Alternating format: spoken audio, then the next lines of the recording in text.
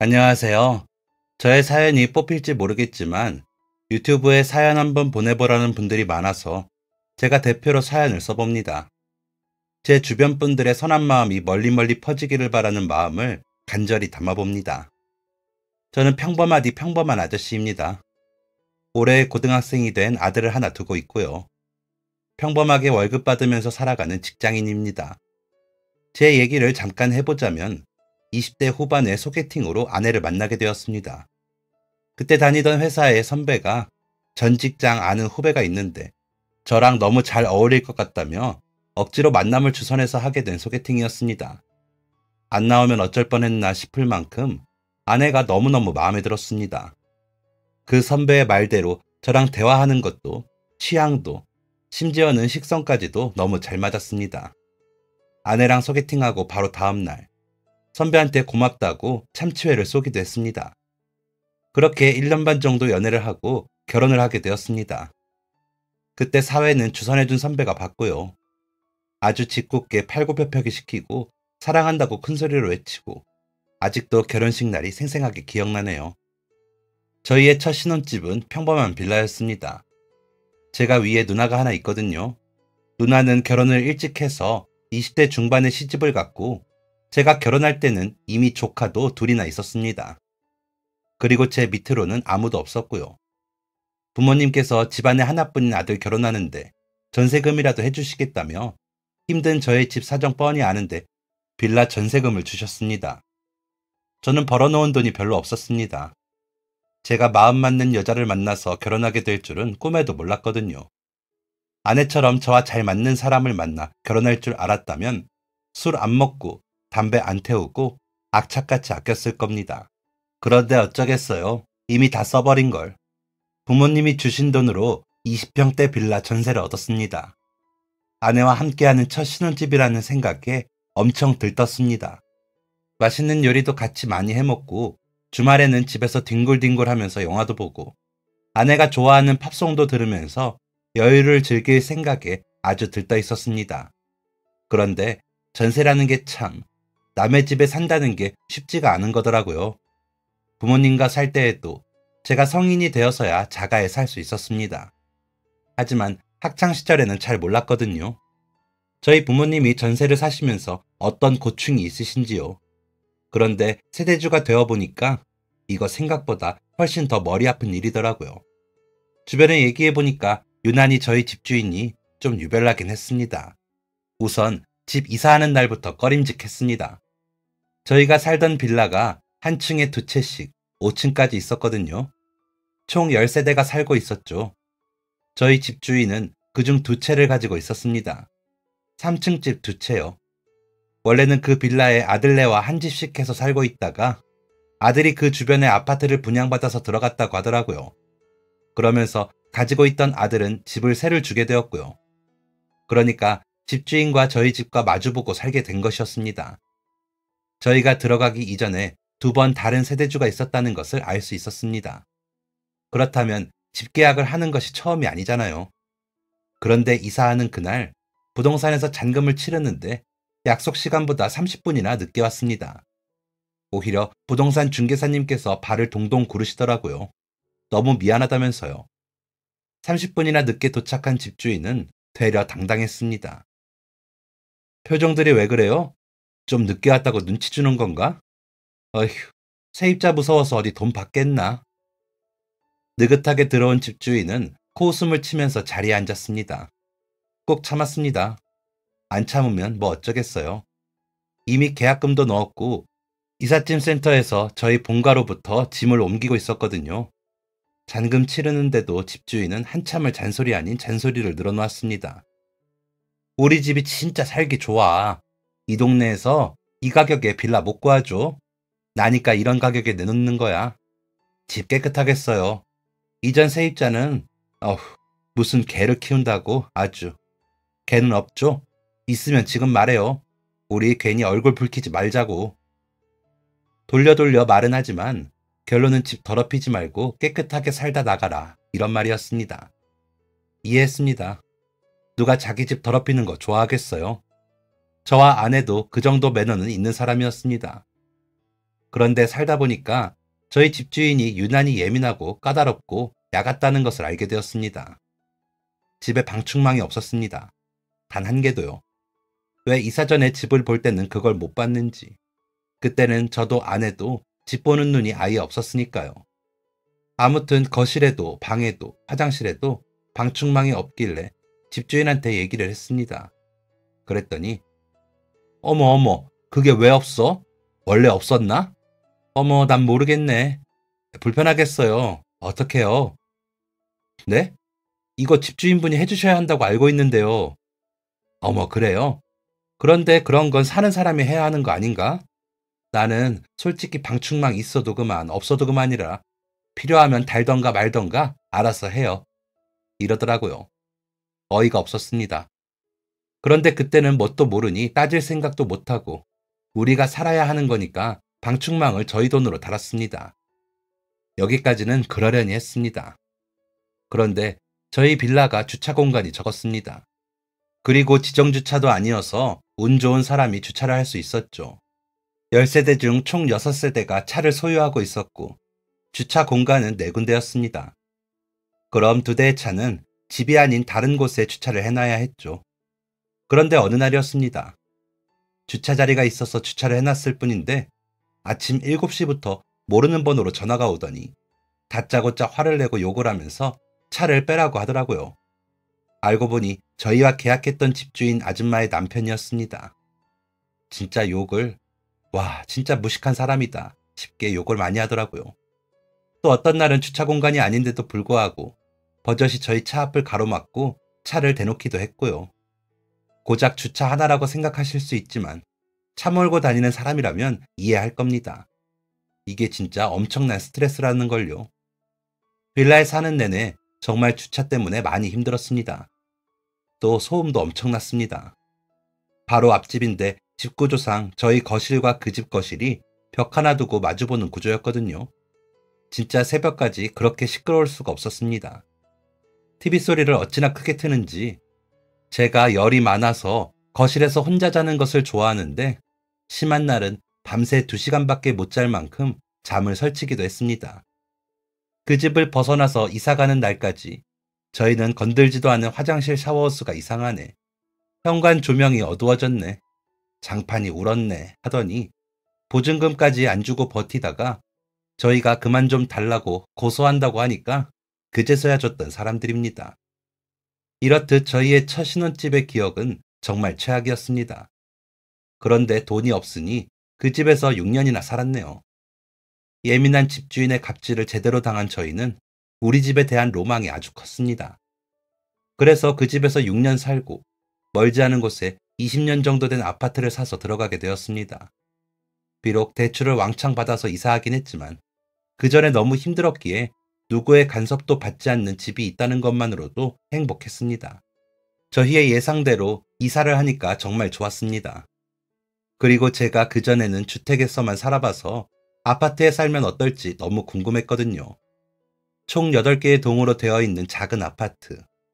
유행과는 거리가 먼 약간은 올드한 인테리어의 아파트였지만 그건 또 그거대로 좋았습니다. 그럼에도 불구하고 잘 정돈이 된 화단이나 산책로, 아기자기한 놀이터 등이 저와 아내의 마음을 빼앗았죠. 저희 아파트는 한마디로 참 정겨운 아파트였습니다.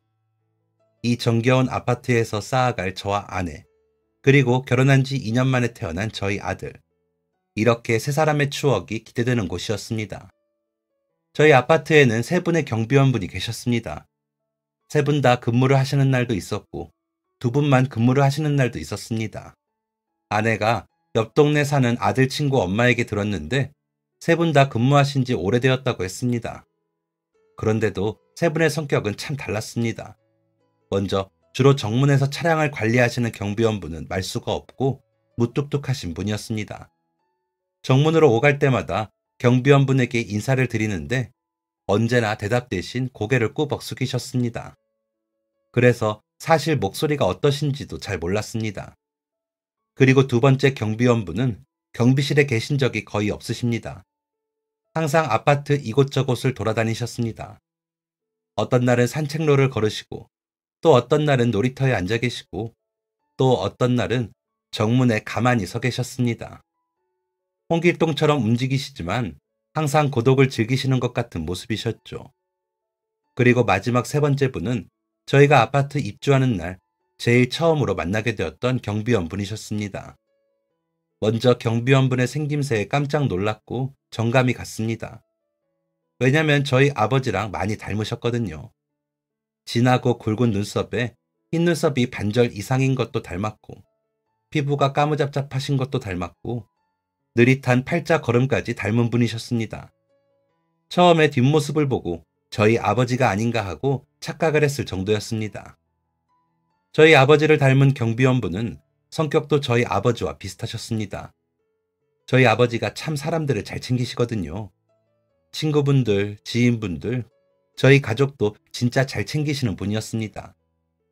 어머니는 오지랖 좀 그만 부리고 다니라며 나무라셨지만 언젠가 어머니가 알려주신 적이 있습니다.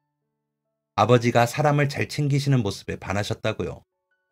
실은 제가 결혼하고 아들이 태어나고 얼마 지나지 않아서 아버지가 돌아가셨습니다.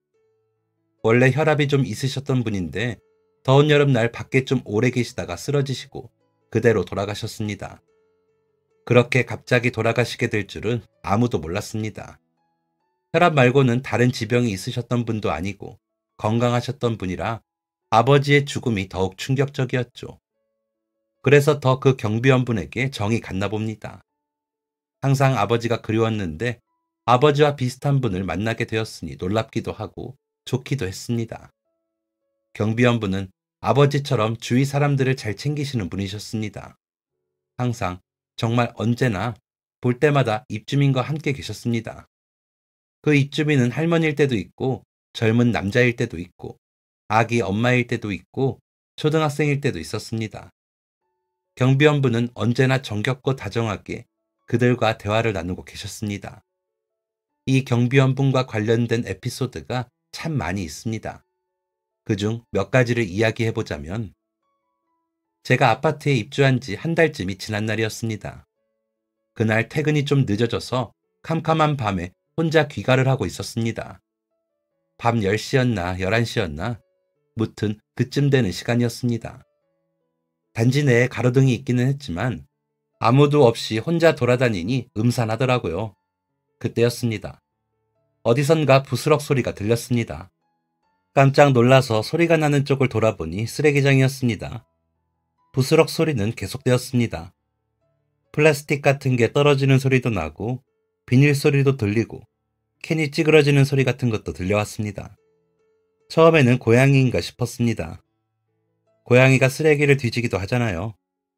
그런데 슬쩍 쓰레기장 안을 멀찍이서 들여다보니까 사람 실루엣 같은 것이 보였습니다.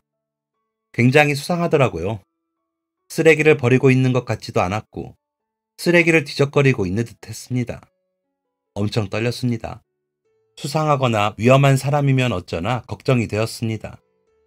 하지만 진짜 위험한 사람이면 큰일이니 부들부들 떨리는 다리를 움직여서 쓰레기장으로 갔습니다. 핸드폰 후레쉬를 켜고 쓰레기장을 비췄습니다. 그리고 저는 떨리는 목소리를 최대한 감추면서 외쳤습니다. 거기 누구십니까?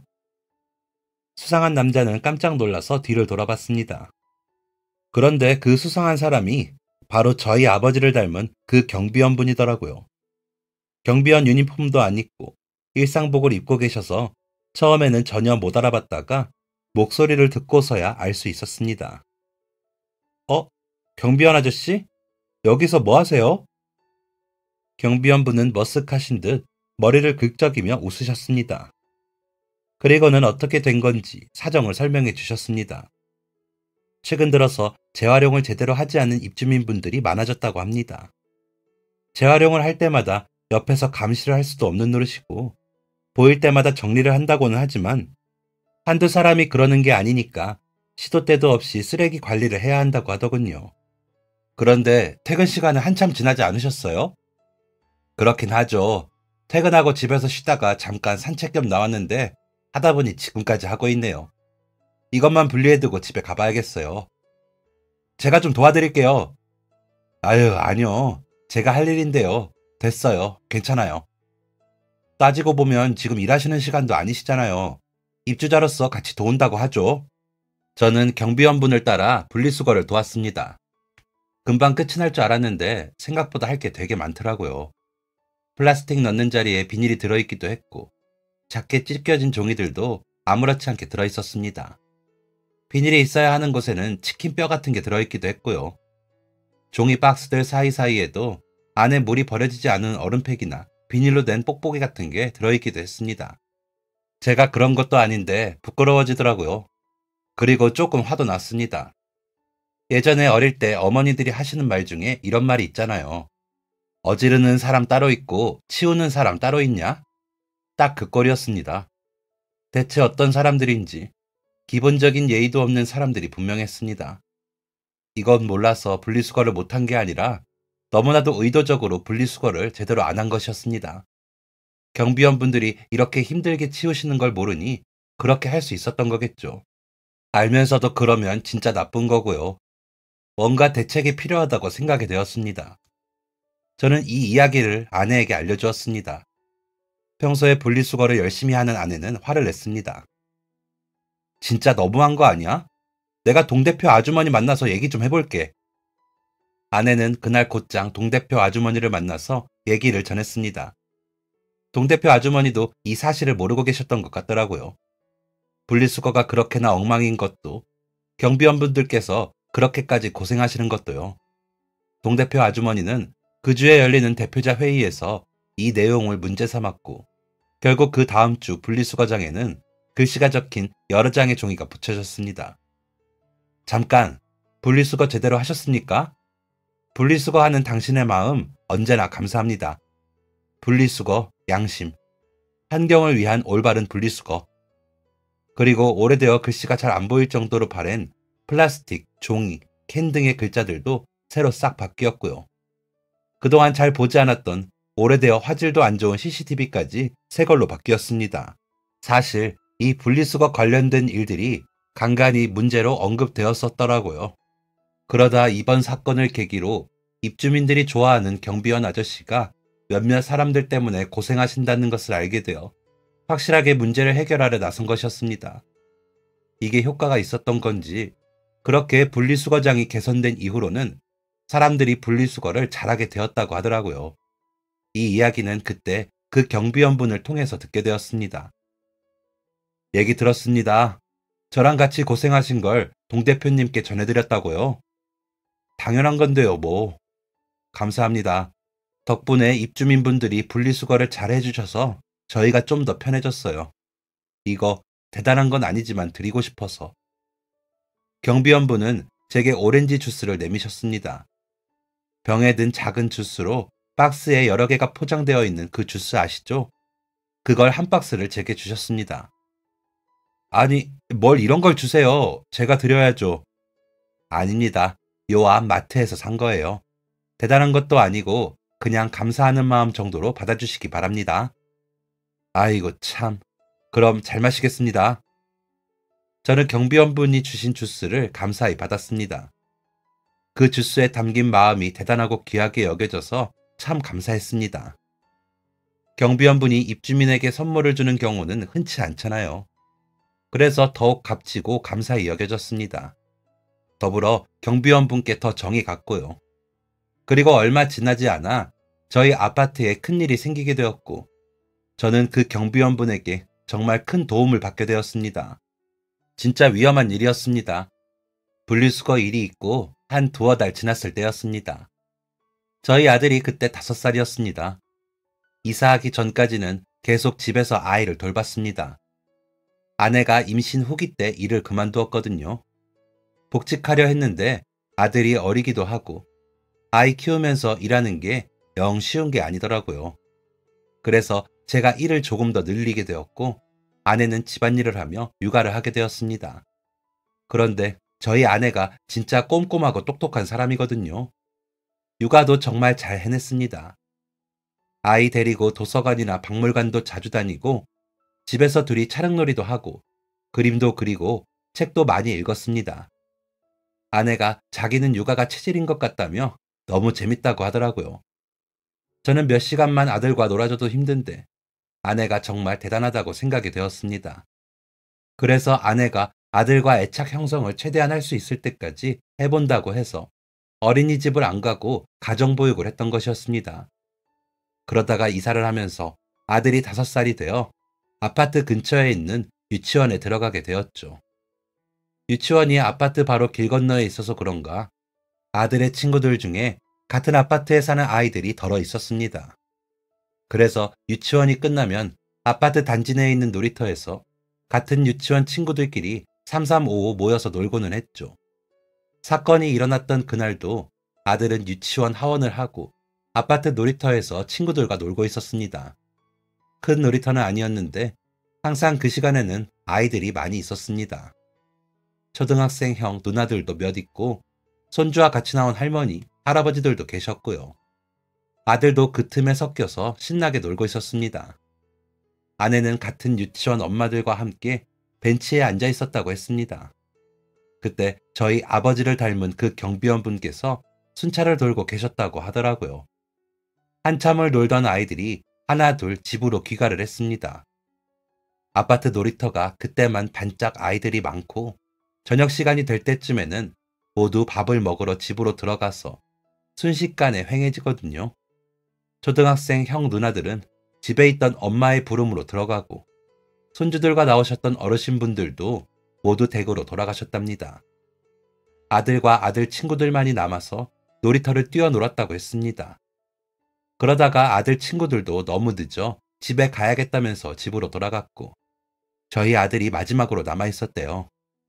아내가 이제는 저녁을 먹어야 해서 돌아가야 한다고 말을 했는데 아들은 계속해서 놀고 싶어 했다고 했습니다. 아들이 그때 한창 동물, 곤충 이런 거에 빠져 있었거든요. 놀이터에서 개미집을 찾는다고 나무 밑을 뒤지고 돌멩이를 들추고 했답니다. 아내는 하는 수 없이 아들과 함께 개미집을 찾아보았대요. 그러다가 손이 흙투성이가 되었고 더는 안 되겠다 싶어서 그만 놀자고 했답니다. 결국 아들도 수긍을 했고 그런 미끄럼틀 딱 5번만 더 타고 오겠다고 했다더라고요. 아내는 알겠다고 했고 놀이터 바로 뒤에 있는 쓰레기장에 있는 개수대에 가서 손을 씻었다고 했습니다. 그런데 아내가 손을 씻고 놀이터로 돌아왔는데 그 짧은 사이에 아들이 없어져 있었다는 겁니다. 처음엔 아이가 어디 숨었나 싶어서 미끄럼틀 안과 벤치 밑을 살펴보았답니다. 그런데 아들의 모습은 온데간데 없었다고 했습니다. 가슴이 철렁한 아내는 아들을 찾으러 뛰쳐나갔답니다. 놀이터를 벗어나서 후문으로 이어진 길로 나왔는데 저 멀리 어떤 남자가 아들의 손을 잡고 가는 것이 보이더래요. 너무 놀라서 아내가 소리를 질렀답니다. 저기요! 당신 뭐야? 성하나! 성하나! 어디가? 아내의 외침에 남자는 갑자기 저희 아들을 안더니 뛰기 시작했답니다. 아내도 쫓아서 뛰었대요. 바로 그때였습니다. 아내 옆으로 누군가 쌩 지나서 앞질러 뛰어갔고 그 사람은 바로 그 경비원 분이셨대요. 경비원 분은 한 걸음에 정체 모를 남자가 저희 아들에게 달려가서 그 남자를 잡아서 밀어버렸답니다. 남자는 바닥으로 쭉 미끄러졌고 저희 아들을 놓쳤대요. 경비원 분은 재빨리 저희 아들을 아내 쪽으로 밀었고 넘어진 남자 위로 올라타서 꾹 누르고 있었답니다. 제 또래 정도의 건장한 남자는 몸을 일으키려 애썼고 경비원분은 최대한 애를 쓰면서 남자를 잡아두었답니다. 그러다가 지나가던 입주민 남성 2분이 이를 발견하고 도와주었고 결국 그 남자는 경찰서로 끌려가게 되었습니다. 저는 그때 일하고 있었거든요. 아내 연락받고 깜짝 놀라서 일하던 도중에 경찰서로 달려갔습니다. 아들은 엄청 놀라서 울고불고 난리가 났고 상황은 아주 심각했습니다. 그 썩을 나쁜 놈에게 왜 그랬냐고 물으니까 귀여워서 그랬답니다. 정신도 이상하고 술도 많이 먹었더군요. 다른 일도 아니고 아들 관련 일이니 참을 수가 없어서 고소를 했습니다. 그리고 경비원 아저씨는 그 일로 팔을 다치게 되셨습니다. 그 나쁜 놈을 잡아주셨을 때 순찰을 돌고 계셨다고 하더라고요. 후문에서 정문까지 쭉 한 바퀴를 도는데 수상한 사람은 전혀 없었다고 하셨습니다. 나중에 변호사에게 줄 CCTV를 받아서 보다가 알게 된 건데 경비원 분께서 정문에 도착하셨을 때 그 나쁜 놈이 후문으로 들어왔더라고요. 그 나쁜 놈은 주위를 한참 두리번 하다가 놀이터로 접근했고 마침 혼자 놀고 있던 저희 아들에게 저쪽에 귀여운 강아지가 있는데 같이 보러 가자면서 꼬드긴 것이었습니다. 그때 정문에서 다시 후문 쪽으로 돌아오고 계셨던 경비원 분께서 놀이터 쪽으로 왔다가 아내의 행동이 이상하다는 것을 느꼈고 아내 뒤를 따라가다가 제 아들이 납치되는 현장을 발견하고 바로 뛰신 거였습니다. 어떻게 그렇게 빨리 뛸 수 있었는지 그건 경비원 분도 모르겠다고 하셨습니다. 그냥 발이 저절로 움직였다고 하시더라고요.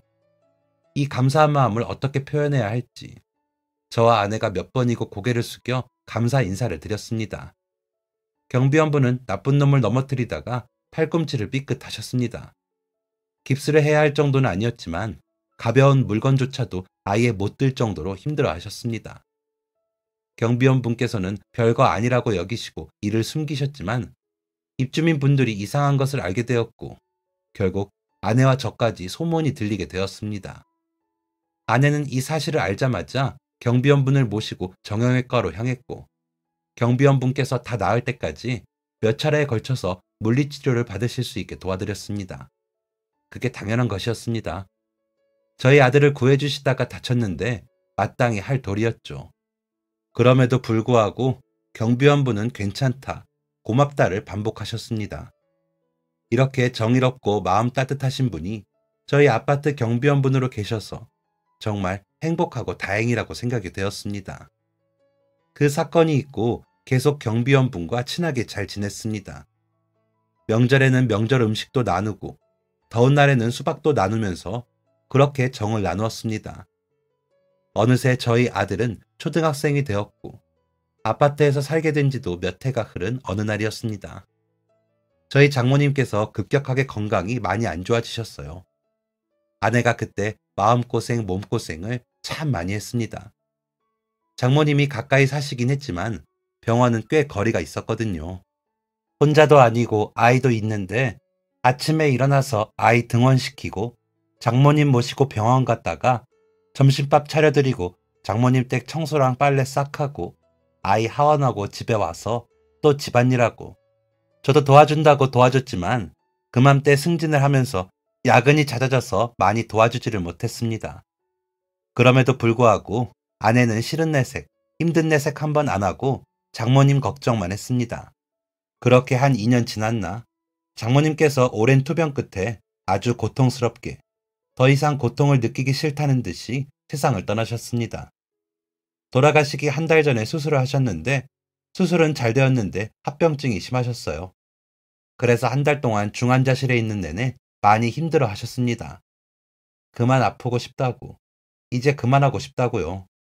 아내는 매일같이 울었고 밥도 잘 못 먹고 정신도 반쯤 나가 있었죠. 그렇게 장모님을 보내드리게 되었습니다. 중환자실에서 연락을 받고 장례를 치르게 되었습니다.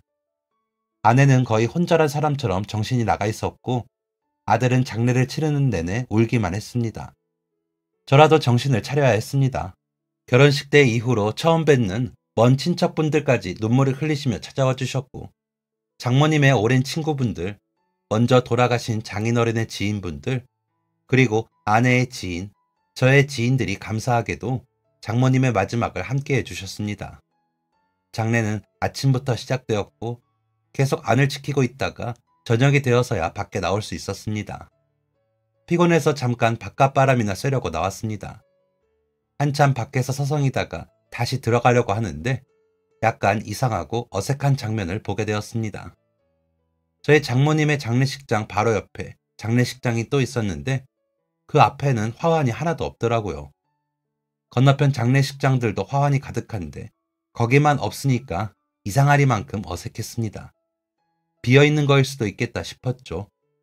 그런데 지나가면서 슬쩍 보니까 문 옆에 있는 화면에 장례를 치르는 사람 이름이 적혀 있더라고요. 하지만 신발장에도 신발이 하나도 없었고 조이금을 걷는 사람도 없었습니다. 안을 보니 영정사진은 있었죠. 그리고 그 영정사진 앞에 상복을 입은 뒷모습이 보였습니다. 그런데 그 뒷모습이 너무나도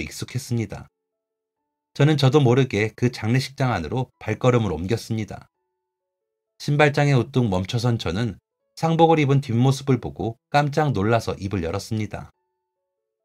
경비원 아저씨? 축 늘어진 어깨를 하고 영정사진 앞에 앉아있는 사람은 다름 아닌 저희 아버지를 많이 닮은 그 경비원분이셨습니다. 제 부름에 놀란 경비원분이 충혈된 눈으로 돌아보았습니다. 분명 며칠 전에 본 것 같은데 그 사이에 얼굴살이 쏙 빠져 계셨고 흰머리와 흰 눈썹도 더 많아지신 듯 했습니다. 여기서 뭐 하세요?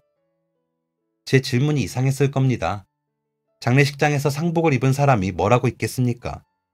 그런데 그 만남이 너무나 당황스러워서 저도 모르게 입에서 그런 말이 튀어나왔습니다. 경비원분은 익숙한 웃음을 지으셨습니다. 입꼬리를 쓱 올리시고 눈이 반달이 되시는 항상 보는 웃음이었지만 그날은 그 웃음이 굉장히 슬퍼 보였습니다. 경비원분의 어머니가 돌아가셨답니다. 홀어머니 밑에서 자란 경비원분은 평생을 고생하셨던 어머니를 떠날 수가 없어 줄곧 어머니와 함께 사셨다고 했습니다. 젊은 시절 사업을 하셨고 결혼을 하셨지만 사고로 아이 둘을 잃으시고 아내분과도 이혼을 하셨다더라고요. 그때도 어머니와 같이 사셨답니다. 어머니가 혼자 계실 것이 걱정되어 언제나 함께이셨대요. 어느덧 8순을 넘긴 경비원분의 어머니는 건강이 많이 안 좋아지셨다고 하시더군요. 지병이 있으셨다기보다는 연세가 많으시니 허리도 무릎도 안 좋고 감기도 쉬이 낫지 않으셨다더라고요. 그러다가 갑자기 자고 일어나 보니 숨을 쉬지 않으셨답니다. 이야기를 듣는 내내 눈물이 멈추질 않았습니다. 그건 경비원분도 마찬가지셨습니다. 계속 눈물을 훔치시면서 얘기를 하시더군요. 그런데 얘기를 듣는 내내 텅 비어있는 장례식장이 너무 마음에 걸려 조심스럽게 여쭈었습니다. 그런데 조문객분들이 많이 안 오셨나 봐요. 네, 이혼하고 사업도 잘 안 되면서 주변 사람들과 연을 끊고 살아서 부모 장례는 자식 지인으로 치운다고들 하던데 어머니께 큰 불효네요. 그래도 뭐 괜찮습니다. 괜히 이런 일로 친하지도 않은 사람들 오가면 미안하잖아요. 경비원분은 씁쓸하게 말씀을 하셨습니다. 그리고는 누구보다 외로운 뒷모습을 하시고 다시 어머니의 영정사진 앞으로 돌아가셨습니다. 그날 밤 내내 마음에 걸렸습니다. 장례식장에 조문객이 안 오는 것만큼 슬픈 일이 또 어디 있겠습니까? 저는 고민하다가 저희 아파트 동대표에게 연락을 했습니다. 경비원 아저씨께서 장례를 치르고 계시는데 혹시 알고 있냐 물어보니 전혀 몰랐다고 하더라고요. 사정이 있어서 안 나온다고만 들었지 그런 일이 있는 줄은 몰랐다고 하더라고요. 그래서 저는 곧장 경비원분의 사정을 전했습니다. 그러니까 동대표가 알겠다고 화환이라도 보내겠다고 하더군요. 연락을 끊은 저는 이대로는 뭔가 아쉬운 것 같아서 저희 아파트 입주민들끼리 하는 단체 채팅방에 경비원분의 사정을 전했습니다. 채팅방은 원래 공지를 전달하는 용도로만 쓰였거든요. 동대표나 입주민 중 누군가가 전달 사항을 얘기하면 다들 대답은 안 했습니다. 읽었다는 것이 대답 대신이었으니까요. 그런데 제가 경비원분의 이야기를 보내고서는 단체 채팅방이 뜨겁게 타올랐습니다. 장례식장이 어디냐는 채팅부터 화환 같이 하실 분 모집한다고도 하고 같이 갈 사람을 모으기도 했고 조의금 대신 전달 부탁한다는 사람도 있었고요. 저희 아파트 입주민 모두 그 경비원분에게 감사함을 느끼고 있었고 저마다 특별한 사연이 있는 듯 했습니다. 아침에 제가 단체 채팅방에 공지를 보낸 뒤 오후부터 경비원분의 장례식장은 사람들이 들끓었습니다. 동대표들끼리 화환을 보내고 몰려왔다가 그냥 가지 않고 자리를 지켜주면서 다른 조문객들 응대를 도와주었습니다. 몇몇 동대표들은 눈물을 훔치기도 했습니다. 오후 3, 4시가 되자 학교를 마친 고등학생, 중학생 애들도 와서 인사를 드렸습니다. 최대한 깔끔하게 교복을 갖춰 입고 정중히 조문을 하러 온 학생들은 한두 명이 아니었습니다. 저희 아파트에 이렇게 많은 학생들이 살고 있구나 싶어 놀랍기도 했고 이렇게 많은 학생들이 예를 갖추고 장례식장에 오는 모습 또한 놀라웠습니다. 6시가 넘는 저녁 시간이 되자 퇴근을 한 남자들이 몰려왔습니다. 급하게 양복을 빌려 입었는지 몇 사람은 양복 크기가 몸에 맞지 않았습니다. 하지만 그런 것은 아무래도 상관없었습니다. 모두 아주 정중하게 진심을 다해서 조의를 표했습니다. 갑작스럽게 너무나도 많은 조문객을 상대한 경비원분은 처음엔 어리둥절해 하셨습니다. 그러다가 이내 눈물을 뚝뚝 흘리셨습니다. 찾아오는 조문객 한 분 한 분에게 정말 고맙다고 계속해서 말씀하셨죠. 이상하리만큼 횡했던 장례식장 앞은 화환으로 가득 찼고 유난히도 넓게 느껴졌던 신발장은 신발들로 가득 찼습니다. 장례 마지막 날 경비원분께서 제게 오셔서 감사 인사를 전하셨습니다. 정말 감사합니다. 덕분에 어머니 가시는 길 많은 분들의 인사를 받을 수 있었어요. 그게 어디 제 덕인가요? 많은 분께 선한 마음 전해주신 경비원 아저씨 덕이죠. 고마워하실 거 하나도 없습니다. 저는 그냥 사정을 전했을 뿐이고 마음은 저희 아파트 입주민들이 나눈 거니까요. 경비원분은 눈시울을 붉히며 인사를 하고 떠났습니다. 며칠 뒤 다시 아파트에서 경비원분을 마주쳤을 때에는 평상시와 같은 모습이셨습니다. 마치 아무 일도 없었다는 듯이 맡으신 업무를 너무나도 성실하게 해내시고 계셨습니다. 저와 눈이 마주치면 여느 때처럼 반달눈을 하시며 웃어주셨는데 평소와 같은 웃음이지만 그 웃음이 더 깊고 더 애정이 넘친다는 것은 저와 경비원분만이 알 수 있었습니다. 그렇게 보름 정도가 지난 어느 날이었습니다.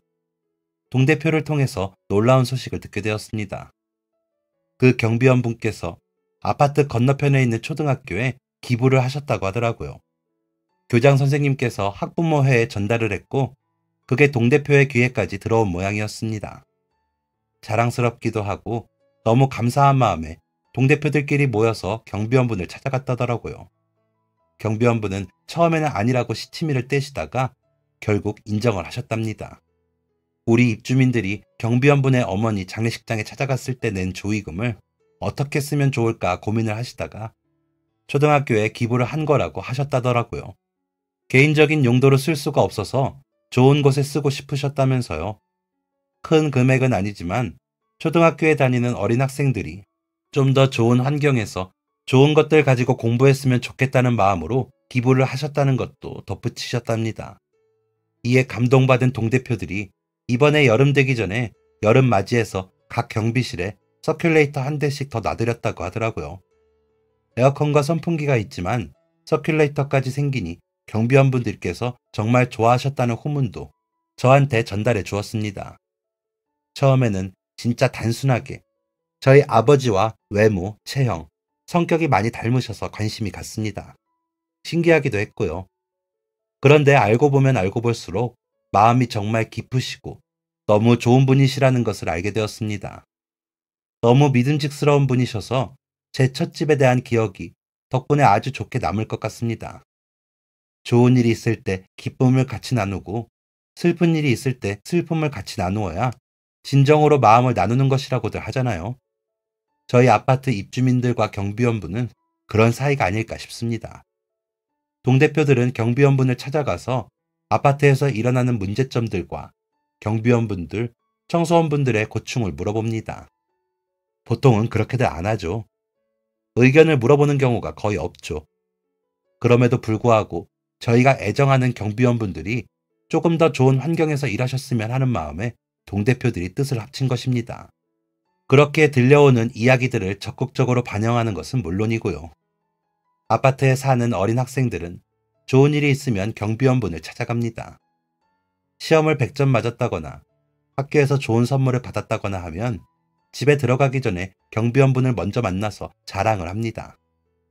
그럼 경비원분은 진심으로 박수를 치면서 축하해 주시고는 하죠. 가끔은 힘든 이야기들도 들어주십니다. 어디서도 터놓지 못하는 속마음을 경비원분께 털어놓는 사람들이 더러 있더라고요. 그건 가정에 대한 이야기일 때도 있고 회사에 대한 이야기나 사람 관계에 대한 이야기가 될 때도 있습니다. 그런데 그럴 때마다 경비원분께서 꽤나 현명한 해결책을 내주시는 것 같더라고요. 그래서인지 경비원분을 찾는 사람들이 더욱 많았고요. 저도 언젠가 힘든 일이 있을 때 한번 찾아가 보려고 합니다. 경비, 그 이상으로 우리와 가깝고 아는 것을 나누고 때려야 뗄 수 없는 저희 아파트의 경비원분입니다. 이런 경비원분이 계신다면 앞으로도 저희 아파트, 저희 집이 언제나 편한 공간이 될 것 같습니다.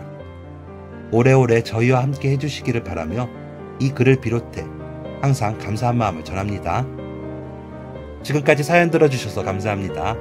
사연이 재밌으셨다면 구독과 좋아요를 눌러주세요. 감사합니다. 안녕히 계세요.